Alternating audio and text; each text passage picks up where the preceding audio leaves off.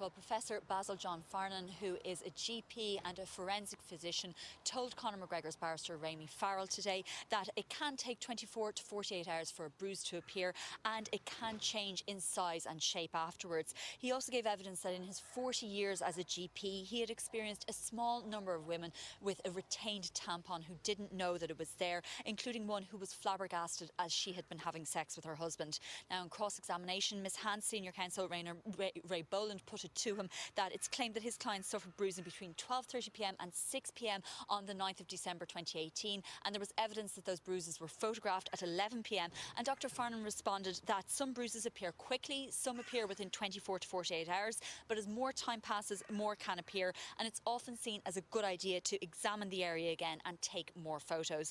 Now, Mr Boland also put it to him that the question had never been asked of him as a GP, can I have sex with a tampon in?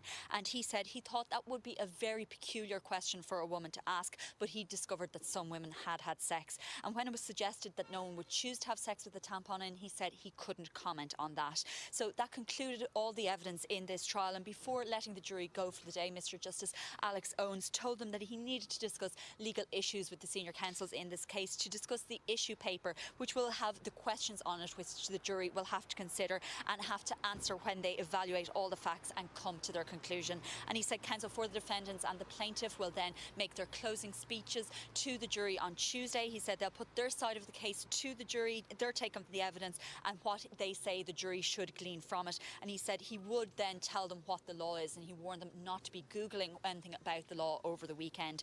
So Colette, people will be aware that 35-year-old Nikita, a hair colourist, has alleged that Conor McGregor raped her in the Beacon Hotel in Dublin on the 9th of December 2018. Now, he denies the allegations and claims that the sex was consensual. His friend James Lawrence of Rafters Road in Drimna also claims that he then had consensual sex with Nikita Hand that day as well.